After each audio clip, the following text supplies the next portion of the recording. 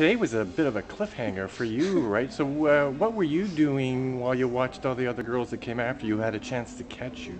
Well, I was just kind of keeping track of their scores and watching, and obviously, like, it's a very friendly sport, and you never wish another athlete to perform poorly. But I knew that there was a couple athletes that could nudge me out.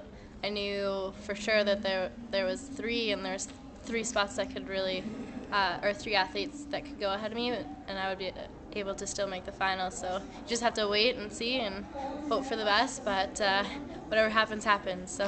When you got off the tramp after your routine and you looked at your mark, did you think at that point that you had a chance? Um, it was tight. I knew that there was a chance, but I knew it would be close if I was going to make the finals.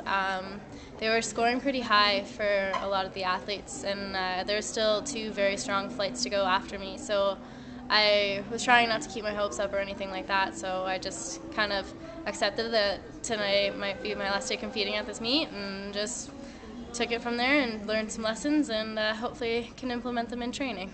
What did happen on your final routine today when you almost went off the end of the trampoline there?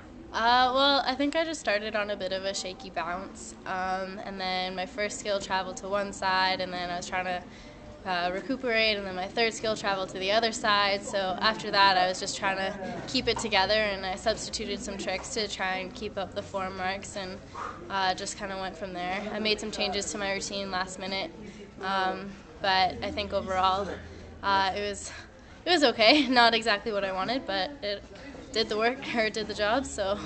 Now you've got a bit of experience in being last to qualify for a final and then actually coming through in the final. You did it just in the last World Cup. So Yeah. Is that a bit of a factor now in how you're going to approach the final here? I mean, especially if you're eighth going into the final of 8 athletes, you have nothing to lose, so you can just kind of give her and do what you can do and hopefully put out a good performance and put a little pressure on the athletes after you.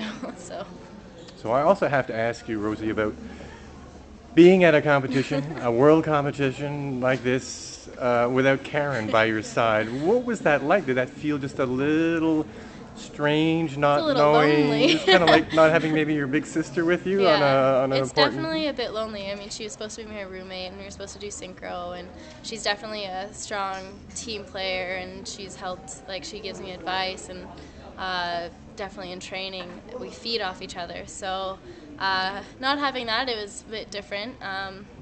Obviously I wish she could have been here, but unfortunately circumstances didn't work out that way. But I do definitely look forward to the next competition when we're traveling together, and I think that'll be good. And just to look at it in another light, I mean, can you look at it also from the perspective of this is a time, maybe the first time where if there's expectations for the trampoline team to come home with a medal, you're basically it. And so did you think of that at all before today? No, I actually didn't really think of that. I don't want to get ahead of myself. As an athlete, you kind of just focus on what you're doing, focus on your routines, and whatever the outcome is, well, it'll be what it'll be. Because if you're too focused on that medal or that certain position, then you're not focusing on what you need to do.